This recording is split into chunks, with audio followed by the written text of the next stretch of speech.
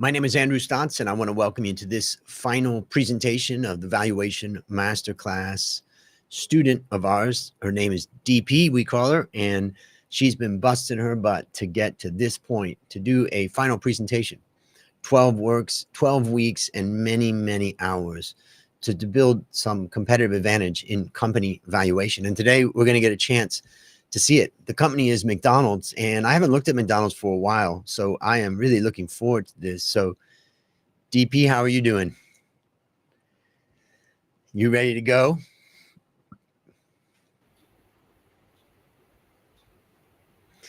You hear me? Yeah. Okay. All right. So I'm going to bring up your presentation, and now it's up on the screen. So I think we're pretty much ready to go now. And so I'm going to exit, and then you just kick it off, okay? All right. Okay, I'm exiting now. Go. Okay.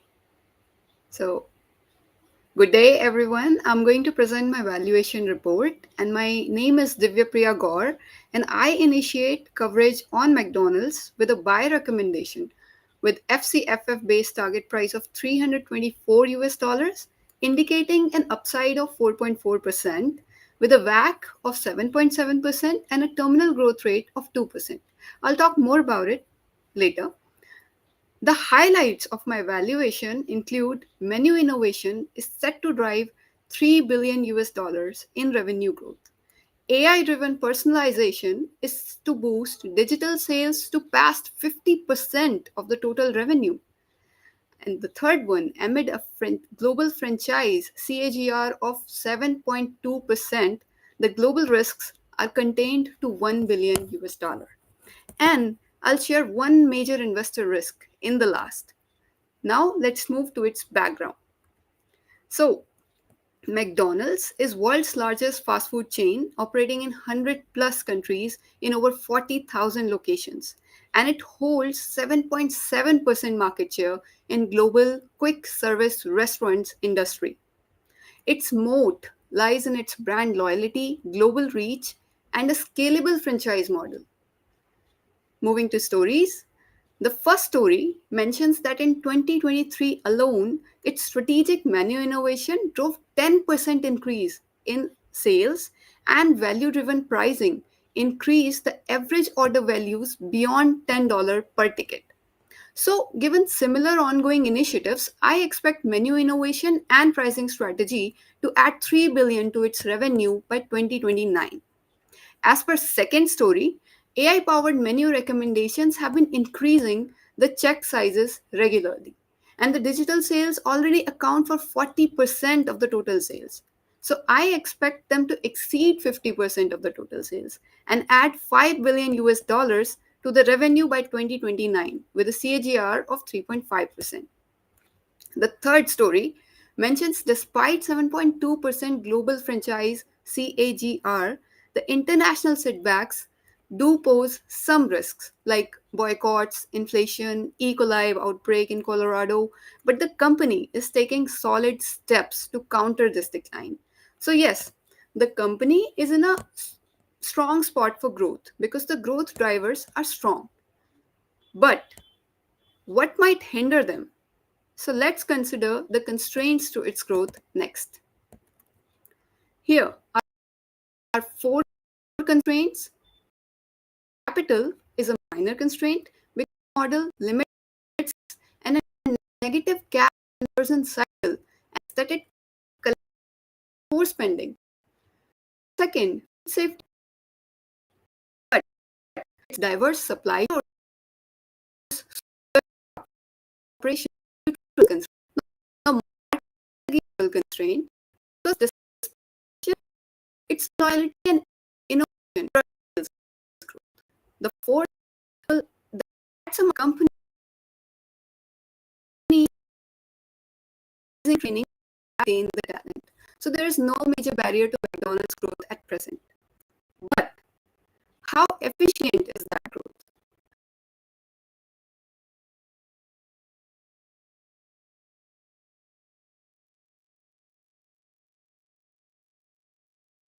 services and 38% from company operated restaurants. Geographically, its revenue is diversified with 49% coming from lead international markets, 41% coming from US, 10% from foundational markets. So the franchise led enables fast and efficient growth. But that alone doesn't make it. What about its fundamentals, its stock price? Is it fair? To find out, let's examine its FVMR scorecard on the following slide. So, this is an investment framework developed by A-Start's Investment Research, and it ranks the companies on fundamentals, valuation, momentum, and risk. So, overall, McDonald's holds a neutral rank among 1,680 non financial companies. And the fundamentals show strong profit margins, but negative equity due to buybacks. So, that leads to a low rank. In valuation, it's neutral because it's in line with the peers on its PE. In momentum, it's moderately unattractive due to weak price and earnings trend. And in risk, its debt ratio is negative, that's due to buybacks again, but a low beta signals low risk. So overall, it has a neutral FVMR, which may sound average, but ironically, it's good for investors because it's mainly due to share buybacks, and that reflects strong capital returns. Now, I'll talk about its industry. So let's move to Porter's five forces for that. So in this framework, McDonald's scores 67%, which indicate a moderately attractive industry. And the rivalry among competitors score is 80% because competition is fierce. But McDonald's tech advancement and scale stand out. Now, next factor. Supplier power score is 73% because it relies entirely on external suppliers. But its diverse sourcing helps ensure negotiation leverage. On the right, the customer power score is 60% because there are many alternatives with low switching costs. Moving to next, new entrant score is 53% because it's easy to start a small fast food business, but it's hard to scale to McDonald's level. And the final substitute score is 67% because no current player matches McDonald's in scale and technology. So, industry wise, also, it's a reliable bet. Now, next up is leadership. So, McDonald's has above average board independence and institutional ownership, which shows investor confidence. And the chairman and CEO, Chris Kempczinski, has led for nearly a decade, driving consistent growth. So, it has reliable leadership as well. Now, let's compare McDonald's to its peers. So, here, according to world class benchmarking, it is in the top 10% globally among 840 large consumer discretionary companies since 2022 for profitable growth. And the profitability is excellent with rank number one, but growth metrics have dipped. And the asset efficiency is low, but strong cost control offsets this and drives the overall rank number one in profitable growth. So there is room for improvement in growth, but the overall rank one ensures that it's indeed a better investment than 90% of its peers. Now, I will skip the next three slides because they just repeat these ranks separately. And then I will show you how this company performs in responsibility issues, the ESG. So let's skip. And here, the overall ESG score for this company, but it should be higher. And I'll tell you why in a bit. First, the environmental score is 60% because it faced some past deforestation allegations. Also has eco-friendly policies. Next, the social pillar has a perfect score because it's of its full global compliance. But the governance score is low due to CEO and chairman are the same one person. But this is offset by its strong board independence and reliable leadership. So while technically low in governance, practically McDonald's would score higher in both governance and in overall ESG. Now, do the financials back it up too? So let's move to financial reports. Here, in quarter 4 2024, the revenue fell, but that was due to one time reasons because the gross margin rose by 0.6% year on year, thanks to better menu mix and lower input costs. So, the recent past performance looks good. Now, let's move to forecasts. So, here I forecast EBIT and net profit to grow, which is in line with the stories that I shared earlier. Next is assets, having steady growth to support the expansion plans. Now, you might recall its equity is negative. That's on the next slide. Here, I forecast it to turn positive by 2028 because earnings will likely outpace the repurchases by then. Moving to cash flow. It's positive and it's steady, confirming the strong fundamentals. Now I will move to its valuation. But since McDonald's has a negative equity, so its ROE is irrelevant. So let's move to next. Here, on a PEG basis in 2025, it's trading at a premium as compared to Asia and US. That's backed by its strong earnings potential. Now, I'll talk about my assumptions in the next slide. So I use a risk-free rate of 1.7%, 7.7% WACC, and 2% terminal growth rate with FCFF due to its capital structure neutrality. And that gives us a target price of $324. Now, in the sensitivity analysis on the following page, you can see that even a 2% dip in gross margin, the current price would still be the lower than the target price. So the downside is limited. Now, let's see one major risk that I hinted at in the beginning. It is the consumer's shift towards healthier food because it hits at their core menu and it to affordability and the market share.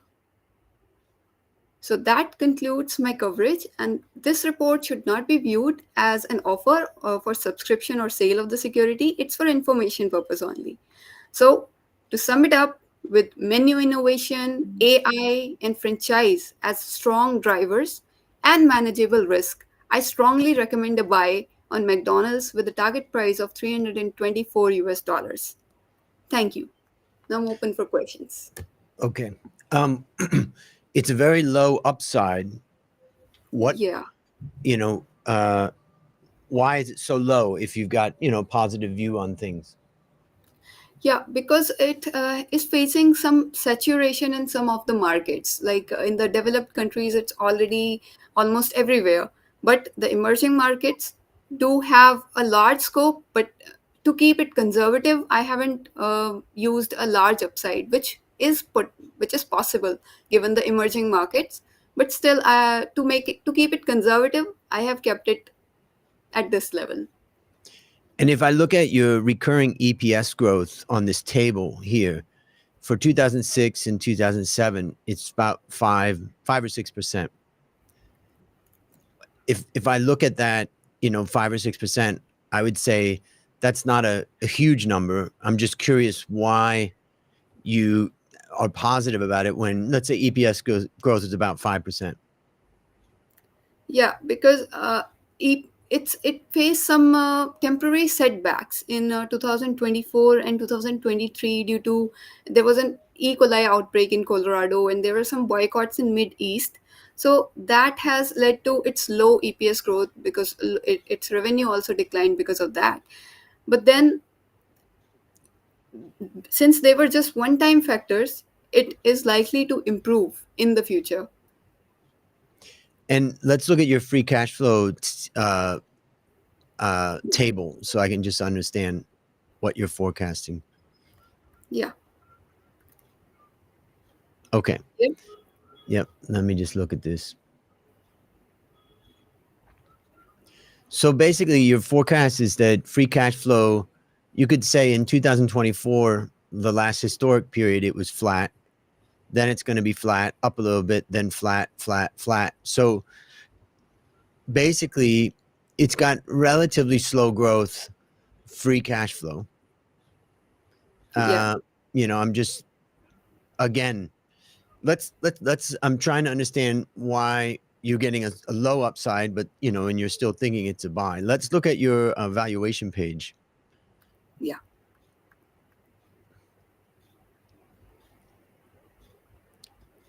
Okay, so let me just look at this for a second. So you've got a 10% cost of equity, which I would say is reasonable. I mean, you could even, yeah, it's low risk, I think. So Yeah. Yeah. 0.75 for beta, 10% cost of equity is not unreasonable. Cost of debt is tiny. Uh, in fact, you could argue that that could go up over the next few years, but for right now, let's say 2.4. 30% debt as a percent of capital is reasonable. Uh, yeah, so I'm curious, again, looking at it, what would it take for you to put a sell on it? Let's ask it that way. What would have to happen for you to change from you got 4% upside in a buy? What would have to happen for you to say this is a sell now? Okay. So maybe it faces another disruption in supply chain, like the E. coli outbreak that was totally unexpected. One of the supplier was responsible for it, and it Hmm. was contaminated onion supply that caused a lot of stir in Colorado. People were so much against it that they stopped going to the stores, and its sales declined. So if any such incident, which is possible, but we can't expect it to not happen. So any such incident that can literally take its revenue down and cause a sell rating for the company. Okay. Um, hold on one second. Hold on. So how does it feel to graduate from the Valuation Master Class Bootcamp and professional? It feels surreal because I did not expect to even complete the boot camp first. My exams were going on at that time, so it was like overwhelming. I can't do it, I thought, but because of your support, your team, and also my family, I completed that, and then eventually it just happened, and in fact it felt easier to me than the boot Mm. camp. That's probably because I got used to the method, because of your strategic teaching style, the course overall. So it feels surreal if I just go back 3 months, but now it feels like I am able to value companies, Was which was Yeah. something. And was it? Yeah. Would you say it was worth it? I mean, I'm sure it's a lot of time over 3 months. It occupied your mind and your time. Would you say it was worth it? Yes. Yeah, it was definitely worth it. I can confidently say that I can value companies. I, Definitely, I can. And this framework has taught me way more about finance than any other YouTube video or Had you anything. tried any other ways of learning before this, or were you just doing traditional ways like school or something like that? Or tell us a little bit about what you had been doing before. Yeah, so I took up MBA in finance to learn more about finance, and then also took courses on like online learning courses and some workshops for just 1 day or two. So they would just like sprinkle the salt about what valuation is actually about. But this is what taught me what really valuation is, to understand the terms. Now I just don't know the terms, I know the meaning behind them, what it actually Mm. means. And it has made me a finance professional, Yeah. I guess. And it's funny because a lot of people always ask me, like, should I do an MBA or should I do CFA? And I always tell them, like, don't do MBA for finance because that's kind of a general degree. And a master's in finance I would argue, can be really technical sometimes, depending on the school, where the teachers just are focused on lots of quantitative stuff that may not add a lot of value. So I'm just curious, like, what your thoughts are about your MBA experience and, your journey as you're trying to figure out how to figure this out.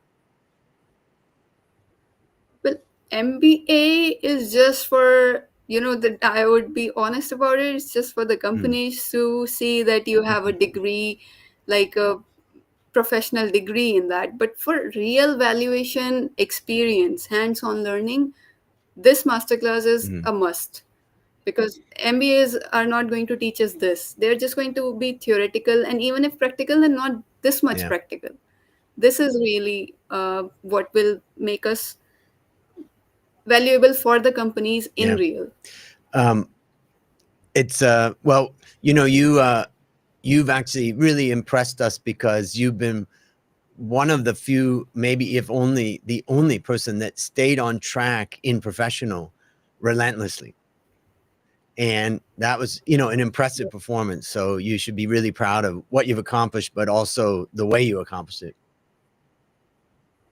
So thank you so much, and it's because of you all. You know it already, and also my family, of course. But uh, the framework, it's so Mm, structured. It's easy to follow, and I guess because my exams got over from the university, I got a lot of extra time to do yeah. this.